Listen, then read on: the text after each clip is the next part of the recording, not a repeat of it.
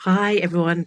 So, in my blog last week and my video last week, we spoke about how quality content is really, well, it's thought to be, importantly, it's all a bit like the Coca-Cola recipe. We're not really 100% sure what's in the Google algorithm, but creating quality content consistently is really, as I say, thought to be the top ranking factor for 2024. Okay. But that's all very well. And it's really nice to know that that is the top ranking factor and that you should therefore be creating quality content consistently. But what is quality content and how can you do this consistently? So today, what I thought we could do is just jump in to a bit of an exploration around what quality content is.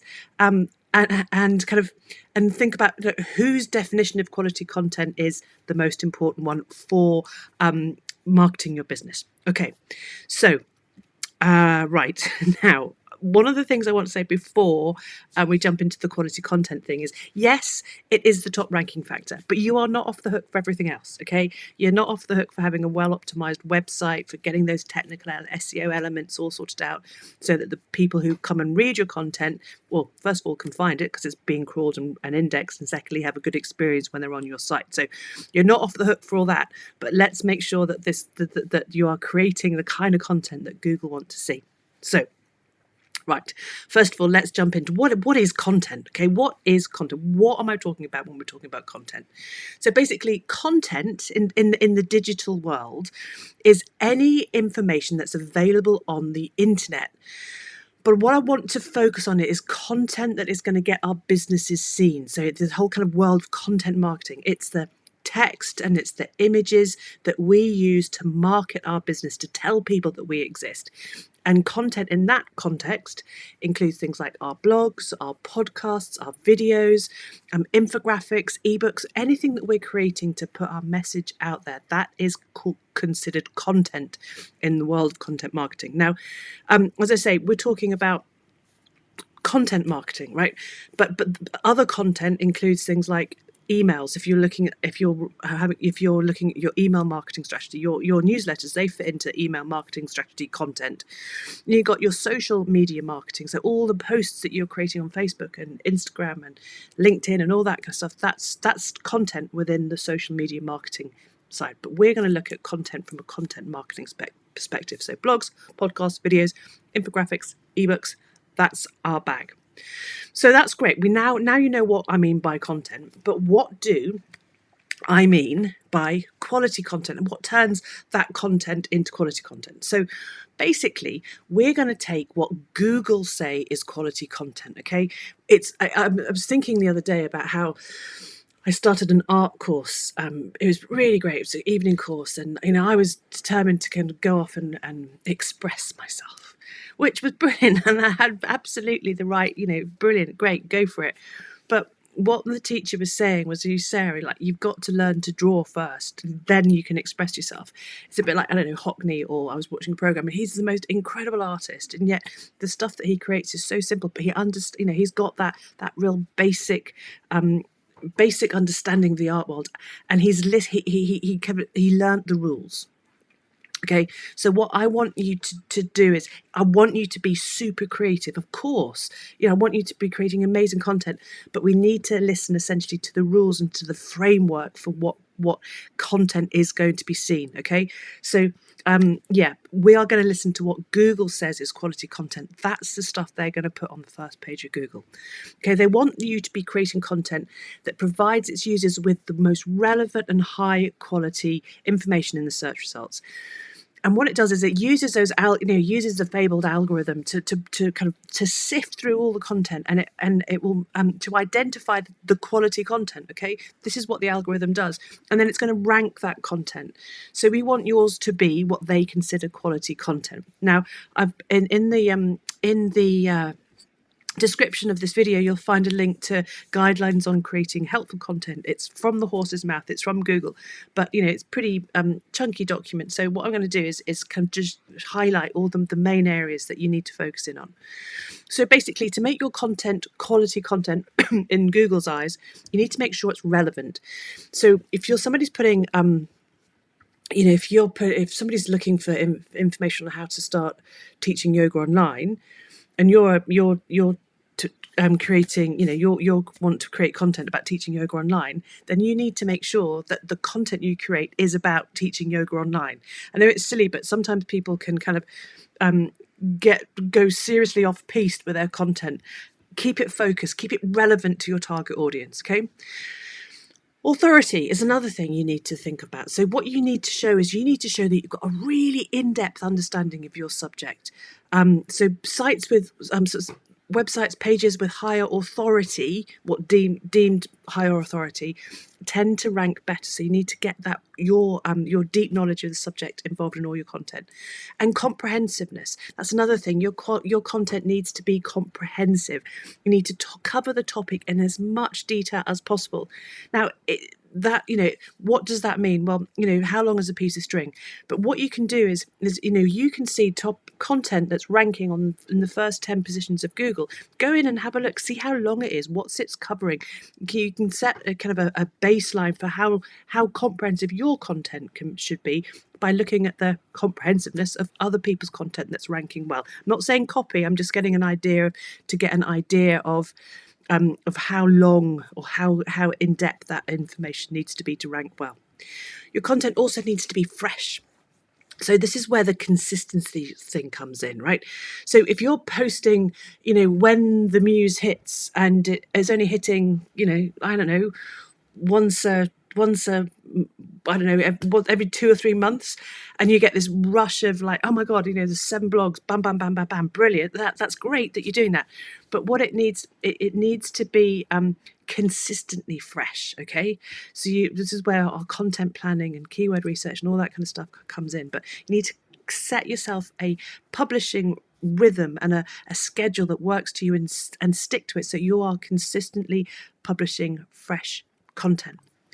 And also, you need to be making sure that you're giving people who are reading your content a really good user experience. Remember I said you're not off the hook? Well, this is part of quality content, is the experience that people have when they're reading your content. So this is when you need to make sure your website's creating fast loading times, and you're giving them a mobile friendly experience, all the technical SEO elements that we've covered before. This is where this comes into play. It's part of creating quality content.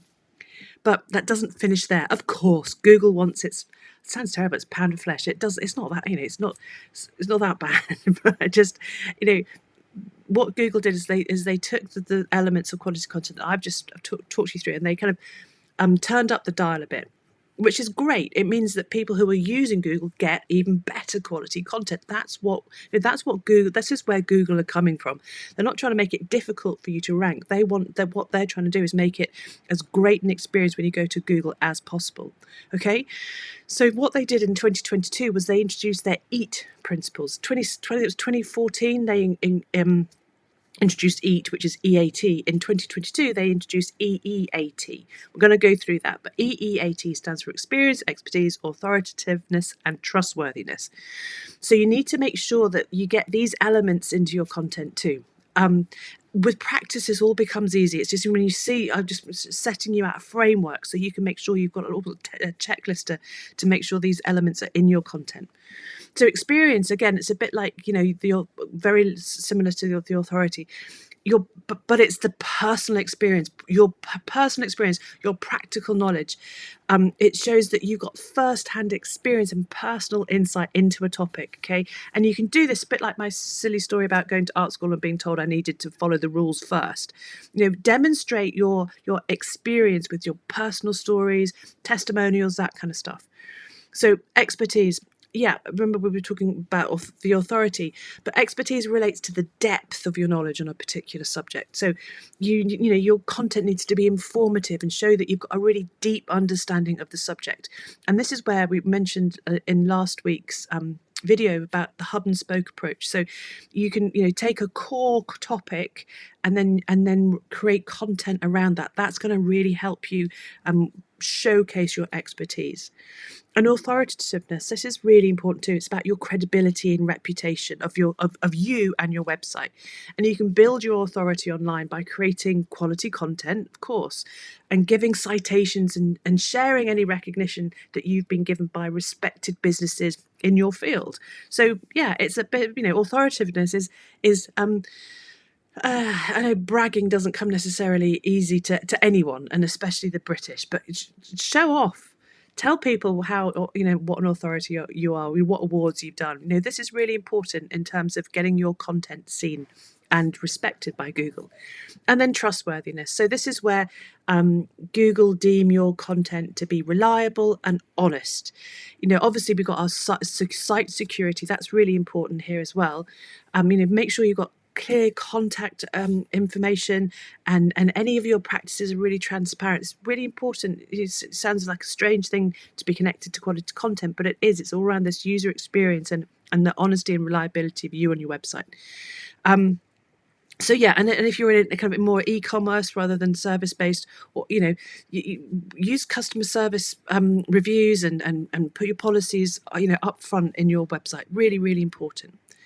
So yeah, so great. Well, that's all lovely. So how do you create eatable content, right? So go and show you're the expert. Make sure that when you're creating your content, you're adding your stories, your case studies, tutorials, detailed guides, all those kind of things. Make sure you're creating that kind of content that shows that you are the expert. And then build your authority. Make sure that you are really part of your industry community, contributing. Make sure you get on the really good, reputable platforms. Share your knowledge. Make yourself the big fish in the small pond. Go for it. It's going to be really helpful to you in terms of your content ranking on the first page of Google.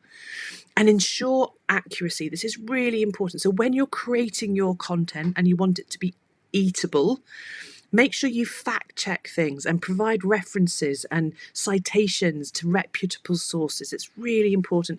Accuracy is really, as a key element in establishing that trustworthiness. There's a thing called Your Money, Your Life. So if you're talking about anything financial advice, make sure that you really, fact checking your stuff. And also, with anything, any wellness claims as well, you need to make sure that you're linking that they're honest, or you're not claiming, that that's going to fix the world, and make sure that you're putting any citations in all those, in those kind of worlds.